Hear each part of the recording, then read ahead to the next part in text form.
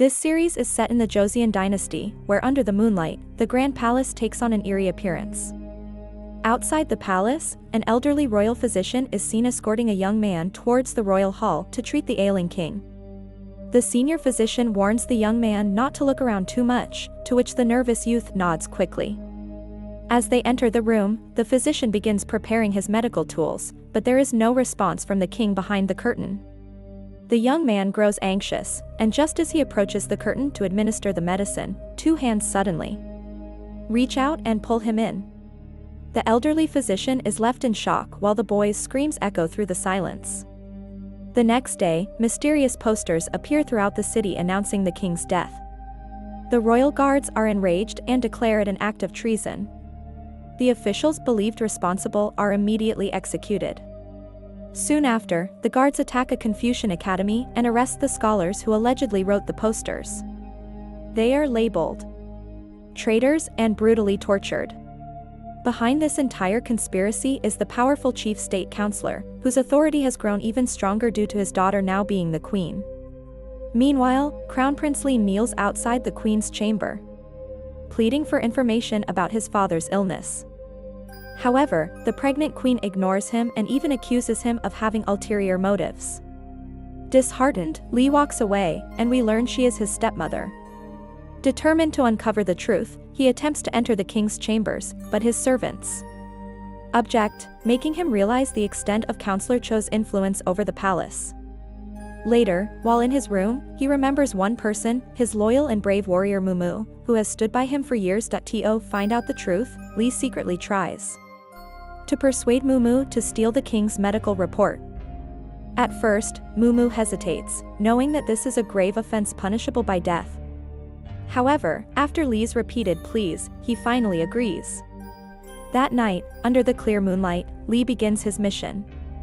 Taking advantage of the changing guard shifts, he sneaks toward the king's quarters. Along the way, he overhears the soldiers talking and learns that the king has suddenly gone missing from his bed. Lee's heart starts pounding as he hides in a corner and hears heavy footsteps from a nearby room. In the dim yellow light, he sees a strange shadow moving inside. But suddenly, the light goes out. Lee rushes toward the room and opens the door, only to find it empty.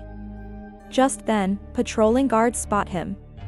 Lee, furious, demands to know where the king is. The soldiers try to avoid answering, which only fuels Lee's anger. He runs straight to the king's chambers, but when he opens the door, his father is not there. The officials try to calm him down by saying the king is feeling better and is now resting in the queen's quarters. Chief Counselor Cho then cleverly steps in and subtly deflects suspicion with a calculated response. Chief Counselor Cho accuses Lee of plotting to seize power from the king, leaving Lee stunned and speechless. He knows arguing with Cho is futile. Lee is sent away, but the mystery haunts his thoughts. Soon, Mumu returns with the king's medical report, which makes Lee happy, but as he reads it, the situation becomes even more confusing. The report lists only the king's symptoms, with the rest of the pages left blank. This confirms Lee's suspicion that there's a deeper conspiracy behind his father's illness. He decides his next step is to find the royal physician who treated the king. However, the physician has suddenly resigned and returned to his hometown. His students are shocked by this abrupt decision. Once home, the physician opens a coffin hidden behind his cart, revealing the young man who had accompanied him to treat the king, now gravely injured. His most talented student, Coi, confronts him, demanding answers, but he remains silent, clearly burdened by a truth he cannot reveal. Meanwhile, the village is battling famine, and the clinic is overwhelmed with the sick and starving. To ease the situation, Coi and another student head to the fields to collect vegetables. Upon returning, they find the villagers happily eating meat, strange during such desperate times. Coi grows suspicious. A man named Shin tells her he hunted it himself, which calms her for a moment. But as soon as she stirs the soup, she spots a human finger in it. Horrified, she confronts Shin, who calmly admits that in times this dire, letting corpses go to waste is foolish. Coi becomes sickened by the truth, They had just eaten the flesh of the young man who died later that evening, the refugees in the clinic begin vomiting violently, then convulsing, and soon die, only to rise again as zombies. The once healing clinic becomes a den of the undead. Meanwhile, determined to uncover the truth about the king, Lee decides to leave the palace. With his loyal ally Mumu, he travels south to the town where the royal physician now lives. By the next day, they reach the clinic without any trouble. When Lee and Mumu reached the clinic, they found its doors tightly shut. Sensing that something terrible had happened, they broke the door open, only to be greeted by a horrifying sight. Blood was splattered everywhere, and Mumu guessed a brutal struggle had recently taken place. Beneath wooden floorboards, they discovered piles of hidden corpses. However, the physician's body was not among them. Meanwhile, local officials were investigating the massacre and found bamboo arrows at the scene, leading them to suspect Shin, the same refugee who was once a skilled hunter but had now mysteriously disappeared. A warrant was issued for Shin's arrest, and a citywide search began. During this time, Lee and Mumu tracked down an herbalist who had once traded medicinal plants with the clinic. Tempted by a bribe, the herbalist revealed that while he didn't know the physician's whereabouts, one girl had survived the clinic massacre. Her name was Coi. With the herbalist's help, Lee and Mumu traveled to a desolate, snow-covered valley and finally found Coi, severely weakened and in poor condition. After Lee explained why he had come, Coi revealed the chilling truth: the cause of the outbreak was a plant known as the resurrection plant. Lee was shocked when Coi told him that the corpses they saw in the clinic weren't actually dead. The plant had the power to bring the dead back to life, but at a terrible cost. The resurrected lost all sense of self and turned into flesh-eating zombies. Coi explained that on the night chaos broke out at the clinic, it was Shin who saved her life by trapping the zombies temporarily, allowing her to escape. When Shin found out that the authorities had secretly moved the corpses elsewhere, he rushed there in anger to stop them. The soldiers were shocked to see that the very man they considered guilty had come to them willingly. However, they didn't believe what he was trying to explain. To prevent the coming disaster, Shin tried to set the corpses on fire himself, but the soldiers found his actions suspicious, extinguished the flames, and arrested him. That same night, Lee decided to return to the clinic alone in search of more clues. There, he encountered the leader of the Imperial Guards, sent by Counselor Choka. The guards' goal was to capture Lee, but Lee refused to surrender. In a fit of rage, he called the guard a slave of Choka, leading to a fierce sword fight between the two. Meanwhile, Soi and Mu reached the government office and pleaded for Shin's release. But when Soi warned that the dead might rise again at night, the officials dismissed it as superstition and arrested her as well. As night fell, one of the corpses stored in the prison began to move and attacked a soldier. Soon, all the corpses rose as zombies, turning the government office into a bloodbath. Amid the chaos, Shin managed to escape from the prison. Because they feared that an infected person might enter, the people had sealed themselves inside. But as the zombie army drew closer again, with no escape route left, most people were killed by the zombies. Seeing this, Lee and Mu decided they had to flee toward the mountains. However, as they reached the mountain path, a deep gorge blocked their way. With no other option, Lee and Mu gathered their courage and jumped into the gorge. The zombies followed but couldn't swim and began to drown in the river below. Lee and Mu managed to escape.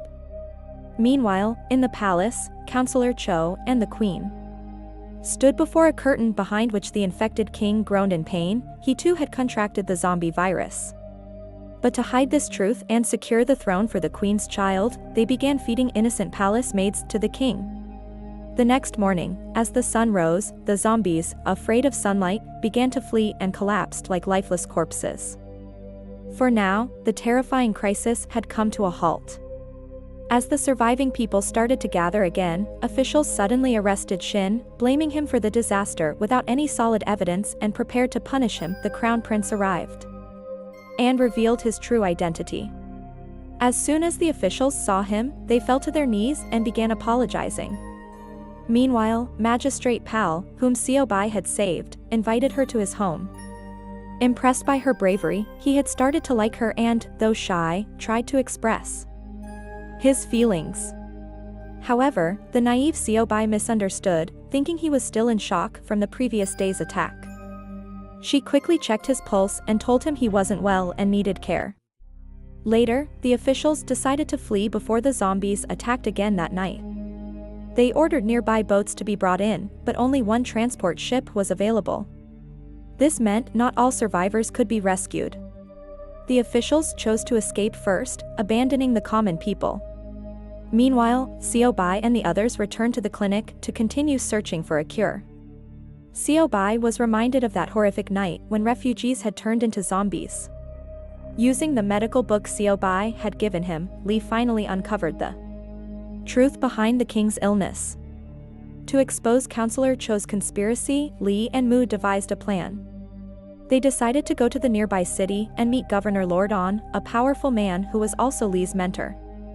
Meanwhile, the city's wealthy residents had fled, leaving the common people behind, who now had only one last hope. The transport ship was sailing away from the riverbank, leaving behind the remaining citizens, who had now given up hope and begun to await their deaths in despair. On board the ship, the magistrate, himself a member of the Cho clan, felt ashamed but still chose the cowardly path of self-preservation. While the officials celebrated saving themselves, an old woman was hiding below the ship's deck. She had secretly brought along the coffin of her deceased son, who had been the city's military governor, unaware that he had already turned into a zombie. As the ship sailed further into the dark, an eerie sound echoed. When the coffin was opened, the zombified governor suddenly burst out and attacked. Chaos broke out as he began slaughtering the wealthy passengers. Only those who jumped into the river quickly managed to survive. Meanwhile, Lee and Mu were walking along the riverbank when they saw that the poor citizens had been left behind to die. They immediately decided to lead the remaining survivors safely to the physician's clinic. As night fell, Lee and Mu moved forward with the group, but some elderly people lagged behind. Lee began helping them onto a cart, but by then the sun had fully set and the zombies began to rise again. Seeing this, Mu urged Lee to flee, but he refused to abandon the elderly. Meanwhile, the younger and stronger survivors had already reached the clinic and were anxiously waiting for Lee and the others. But at the back, Lee and the elders came face to face with the zombies. Somehow at the last moment, Lee and the others managed to rush through the clinic doors just in time. As the doors were shut, the zombie horde was left outside. By morning, the zombies outside retreated into the shadows once again. The next crucial step was to seek help from Lee's mentor, Lord On. Shin offered to assist with the mission and, after hearing Lee's plan, revealed that he had previously lived in that very city, making him the perfect guide to lead Lee along the right path. However, shadows of Counselor Cho's special forces soon appeared outside the clinic.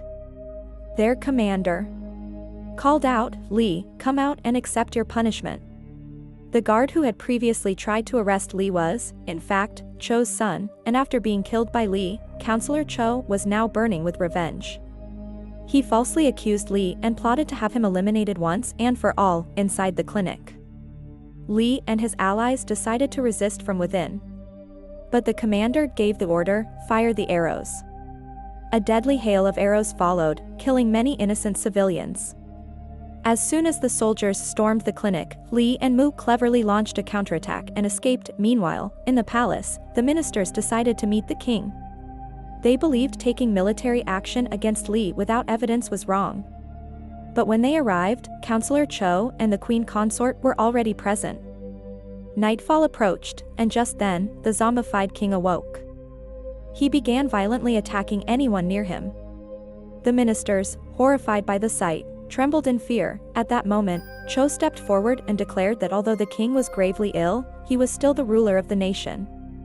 He then accused the Grand Scholar and Lee of plotting a rebellion. The Grand Scholar, enraged by this false accusation, was about to respond when soldiers arrived and arrested him, throwing him into the dungeon. Cho then went to the queen, who requested that her father consult her before making any major decisions, as she was the mother of the future king. But Cho grew suspicious of his daughter's intentions and warned her plainly, whether it was the Crown Prince Lee or the Queen herself, anyone who stood in his way would be eliminated. Meanwhile, Seo Bai, who was out gathering herbs, suddenly screamed. She thought a zombie was nearby. Immediately, Lee and the others grabbed their weapons and rushed outside, only to see Magistrate Pal, who had earlier escaped on the ship, running toward them in a terrible condition. Lee asked why he had returned, since he was supposed to be in the neighboring city with the officials. Pal then described the horrific events on the ship and how he barely survived by jumping into the river. Shin, who knew the area well, warned them that if the zombie-filled ship continued its course, it would reach the neighboring city and unleash devastation. Upon hearing this, Lee immediately decided to head toward that city. By then, news of the zombie outbreak had already begun spreading in the neighboring city, where frightened people had started performing various superstitious rituals in an effort to ward off evil spirits and misfortune. People in the neighboring city had started performing various superstitious rituals.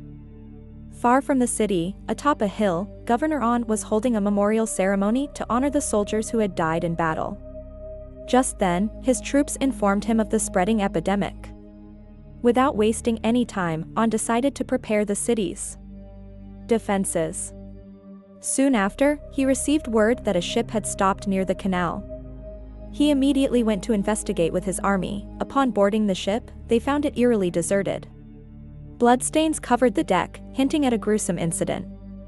An instantly sensed that this was no ordinary situation. Meanwhile, Lee and his group finally reached the outskirts of the city after a long journey. Along the way, they passed through a small village where people were surprisingly feasting and celebrating, despite the region being in the grip of famine. Confused, Lee wondered where they got so much food and rice. The village elder claimed they had earned it through various kinds of work. But Pal noticed luxurious silk and goods that clearly came from the transport ship. Confronted, the villagers fell to their knees and pleaded for forgiveness, insisting they hadn't killed anyone on board. Lee, recognizing their desperation, didn't punish them but emphasized the importance of properly burying infected corpses. Just then, a villager offered to guide them toward a nearby swamp. But as dusk fell, buried zombies in the area began to rise. The undead attacked the villagers first, quickly infecting them, and then turned on Lee and his group. To protect the Crown Prince, Mu, Shin, and the others fought valiantly. But as the number of zombies grew, their strength began to wane. Lee fell to the ground, believing his end had come, until suddenly, Lord An arrived with his elite soldiers. Dressed in white, they launched a swift and powerful assault, eliminating the entire zombie horde and saving the group just in time. Ably survived, but the horrific scene left her deeply shaken. After years, she finally had a long conversation with Lee, during which he revealed all the crimes committed by Counselor Cho. When Lee asked for Lord An's help, An did not give a clear response and instead advised him to rest for the time being. Meanwhile, in the royal palace, Counselor Cho was testing the truth behind the zombie plague by feeding zombie flesh to a prisoner. As soon as the prisoner ate it, he transformed into a zombie and attacked another inmate. Cho was stunned by what he witnessed. On the other hand, the queen consort had devised a sinister plan.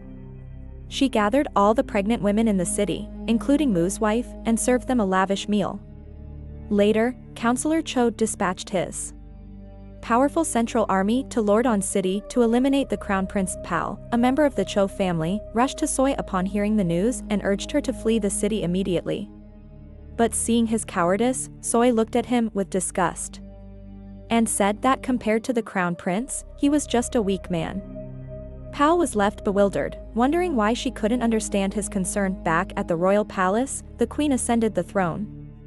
Counselor Cho drafted a royal decree stating that the king was gravely ill and that the nation needed strong leadership. Since the Crown Prince was rebelling, the queen would now take charge and restore order in the court. With that, the Cho family seized full control of the government, while the ministers could only watch in anger, too afraid to act. Counselor Cho then ordered all roads leading out of the city to be sealed, effectively trapping the Crown Prince. But this created another crisis. Common citizens were now stranded, and city officials refused to let them in. According to them, the limited food supply could run out soon, but Lee was determined to save the people at any cost. Lordon supported him, believing that the greatest strength of a true leader is caring for his people, not abandoning them. Keeping in mind that zombies feared water and fire, Lee devised a plan. He gathered everyone and ordered the construction of large-scale defensive structures along the river. Meanwhile, in the palace, the cunning queen was getting dolled up by her maids, but in reality, she had already secretly terminated her pregnancy. To deceive the public and ensure a successor to the throne, she devised a horrifying plan. She gathered all the pregnant women in the city, and if any of them gave birth to a boy, she would claim him as her own and declare him heir to the kingdom. But if a girl was born, she would mercilessly have both mother and daughter killed.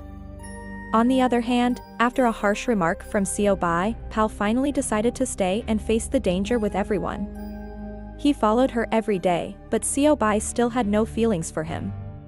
On the way, Pal warned her about a place called Frozen Valley, known to be extremely dangerous. Seo Bai was surprised since she had no idea such a place existed. She crossed the barricade and discovered a resurrection plant, realizing immediately that something was terribly wrong. Meanwhile, at the city border, Muyang was training local villagers, and due to everyone's hard work, the defensive walls were ready. As night fell, torches were lit, and people braced themselves for the zombie attack. But just then, Counselor Cho arrived at the city gates with his army. Among them was a massive cart carrying a giant box that seemed to contain a terrifying zombie. When he learned the city was still safe, he began plotting a new scheme. Lee sensed something was wrong and warned everyone to stay alert. The night passed without an attack, and at sunrise, everyone sighed in relief and began returning to their camps. Suddenly, Lee saw flocks of birds fleeing the mountains in fear, and he instantly realized something terrible was about to happen. At the same time, Seo Bai and Pal witnessed a massive zombie army emerging from the valley. Seo Bai suddenly realized that it wasn't sunlight that kept the zombies away, it was the cold. Now, over 10,000 zombies were marching straight toward the city, and Lee and his warriors knew the time to fight had come. If you liked the video, hit the like button, we're aiming for 1,000 likes, and don't forget to subscribe for Season 2. Thank you.